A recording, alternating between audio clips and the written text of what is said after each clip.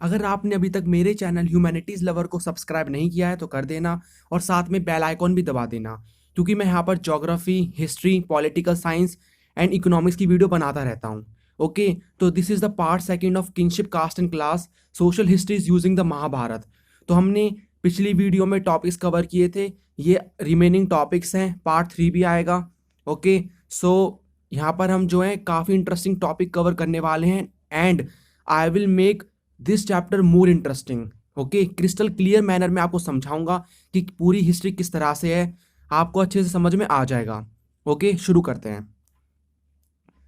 इसमें हम कौन कौन से टॉपिक्स कवर करने वाले हैं मैं आपको बता देता हूँ। जातिज देखेंगे, beyond the four varnas, untouchables के बारे में। Okay, varna rules were not universally followed, तो आपने पहले देखा होगा वर्ना सिस्टम था तो उसके रूल्स को फॉलो नहीं किया जाता था, वो भी देखेंगे। Gender access to property, gender को लेकर के कौन कौन से राइट थे प्रॉपर्टी एक्वायर में, और वर्ना को लेकर, ये पांचों टॉपिक्स कवर करने वाले हैं। सो यहाँ पर भी 2 MCQs हैं।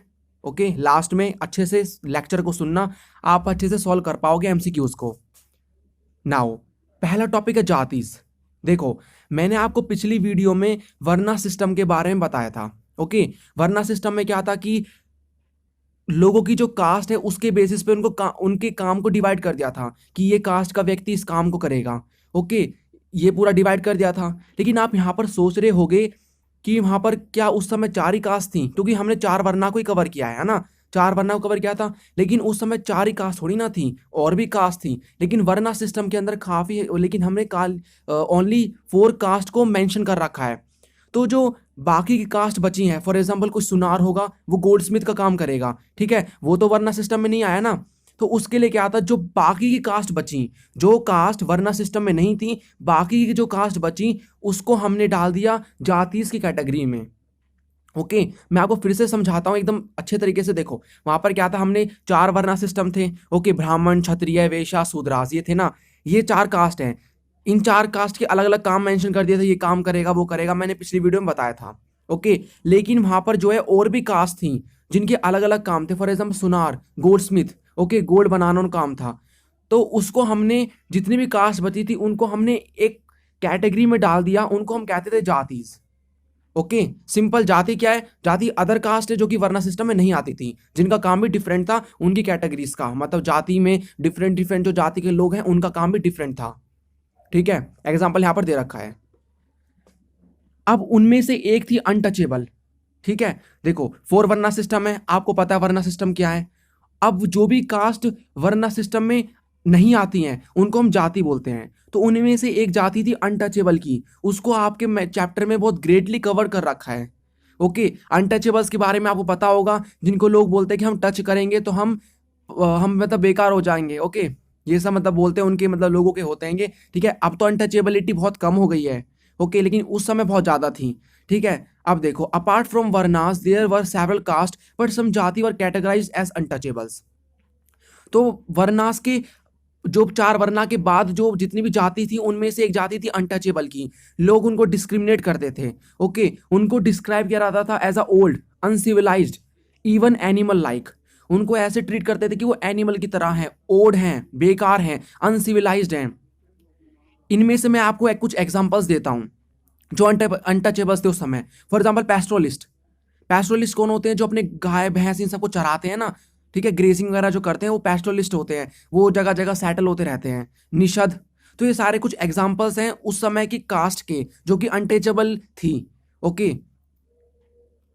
अब देखो, untouchable were outside the varna system. Varna system में 4 हैं। जो हमारे अनटचेबल्स कास्ट थी ना, वो वर्ना सिस्टम के आउटसाइड थी, बाहर थी। Okay, they were called impure and people don't touch them, this make them impure even if touch. उनको जो है लोग की मान्यता ये थी कि अगर हम उनको टच कर देंगे तो हम इम्प्योर हो जाएंगे, इसलिए लोग उनको टच करने से डरते थे। ओके, उनको चांडाल भी बोला जाता था, ये अदर नेम है उनका।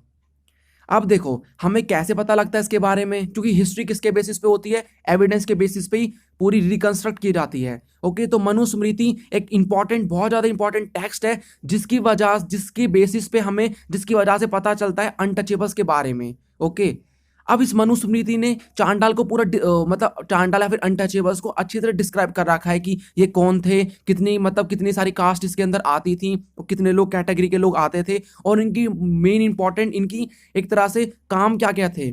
ओके, इनकी कुछ रिस्पॉन्सिबिलिटीज थी, कुछ ड्यूटीज थी, तो इनको कुछ जबरदस्ती कुछ काम करवाया जाता था, ड्यूटीज थी उनकी उस समय, जो कहाँ पर लिखी हुई है, किस टेक्स्ट में, Manusmriti, this is the Manusmriti. अब मैं आपको कुछ ड्यूटीज बताता हूँ उनकी। They have to handle dead animal and burn that person who do not have any family member. जिनका कोई फैमिली मेंबर नहीं है उसको क्या करना होता था, उन्हें उसकी डेड बॉडी को जलाना होता था, उसका अंतिम संस्कार करना होता था अनटचेबल्स को। They have to live outside the village and use discarded utensils. उनको विलेज के आउटसाइड रहना पड़ता था, विलेज के बाहर, और उन्हें जो बैड यूटेंसिल्स होते हैं ना, ओल्ड हो जाते हैं बर्तन, उनको यूज करना पड़ता था। Wear clothes of dead and ornament of iron.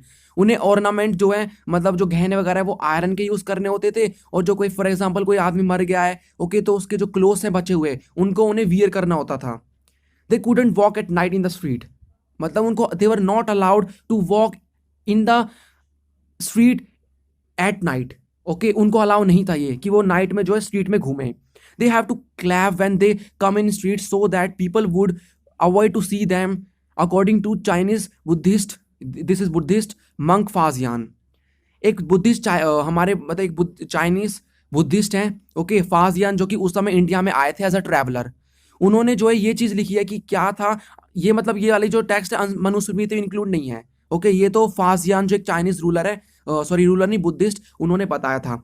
उनके अकॉर्डिंग ये था ना कि कोई भी जो अनटचेबल है उसको जब रात में मतलब रात में या दिन में स्ट्रीट में आना होता था, कौन सी स्ट्रीट में, जहां पर मेन रोड लोग रहते हैं वहां पर आना होता था, तो उन्हें अपने हैंड को क्लैप करना होता था, सो दैट लोग आवाज सुनकर कोई बाहर है तो वो अंदर हो जाए, सो दैट लोग देखे भी ना। तो इतना बुरा हाल था उस समय इन लोगों का कि लोग देखने से बचते थे, ओके। तो यहाँ पर ये पूरी जो है ये डिस्क्रिमिनेशन था कि लोग अगर फॉर एग्जांपल कोई आ रहा है क्लैप कर रहा है तो वो कोई बुद्धिस्ट वगैरह मतलब कोई ब्राह्मण वगैरह बाहर है तो अंदर हो जाएगा ताकि वो देखे भी ना, उनके लिए देखना भी पाप था ये सब, ओके। तो thanks to doctor Bhimrao Ambedkar जिन्होंने अनटचेबिलिटी को खत्म किया। वो हिस्ट्री में हम आगे और देखेंगे जब हमारी मॉडर्न हिस्ट्री शुरू होगी, ओके। तो ये पूरा अनटचेबल्स था, उनकी ड्यूटी क्या थी, किस टेक्स्ट में लिखा हुआ है, मनुस्मृति, अदर नेम चांडाल।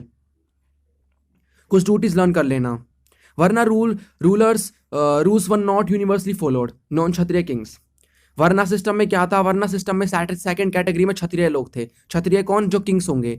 लेकिन ये जो रूल था ना कि क्षत्रिय ही किंग होंगे, ये फॉलो नहीं किया जाता था हर जगह।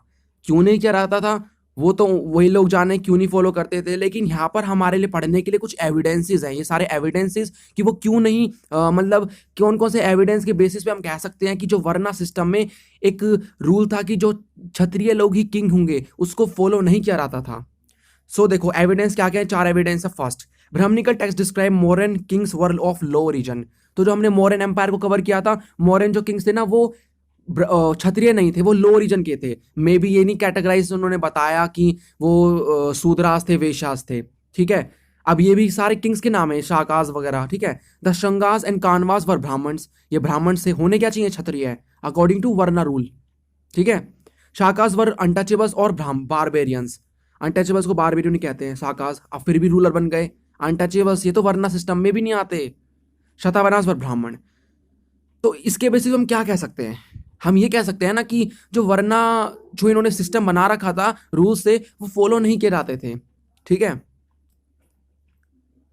जेंडर एक्सेस टू प्रॉपर्टी, देखो प्रॉपर्टी एक्वायर को लेकर, ठीक है, प्रॉपर्टी कौन ले सकता है, जमीन कौन ले सकता है, किंगडम कौन ले सकता है, उसको लेकर ये काफी रूल्स एंड रेगुलेशंस थे। ये हम जेंडर के बेसिस पे देख रहे हैं।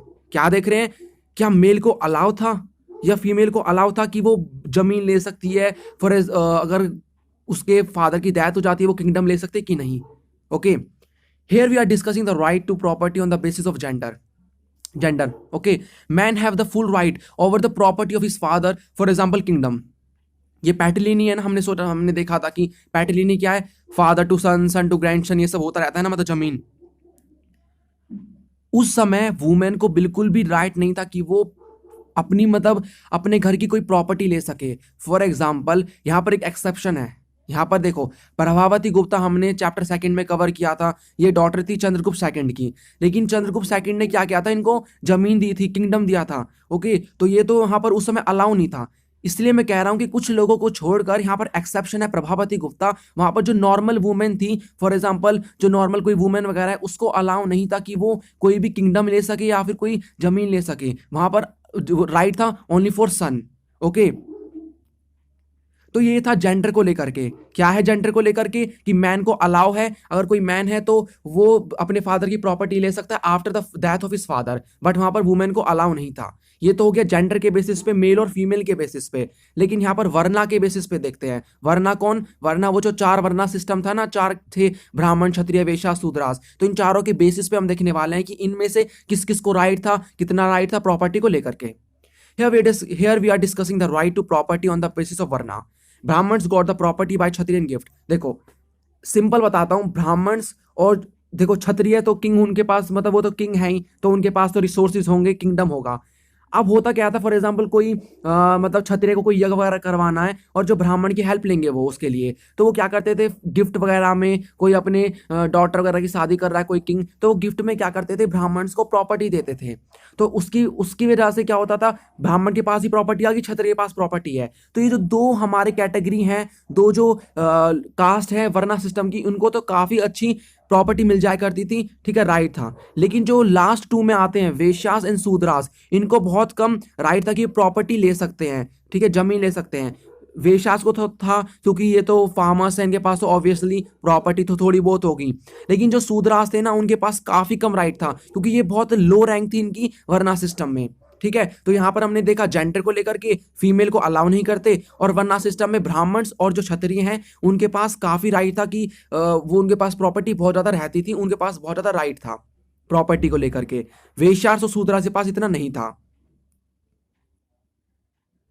क्विज टाइम अच्छे से करना, अगर आपको नहीं भी हो पाता तो कोई बात नहीं, एक बार और लेक्चर को सुनना, एक बार में कोई भी नहीं कर पाता, ठीक है। लेकिन बहुत सिंपल क्विज है, ये क्विज इसलिए कराता हूं सो दैट आपको क्लियरिटी आ जाए कि मैंने क्या पढ़ाया है। पहला क्वेश्चन है, name the Chinese Buddhist monk who said untouchables have to clap while walking in the street.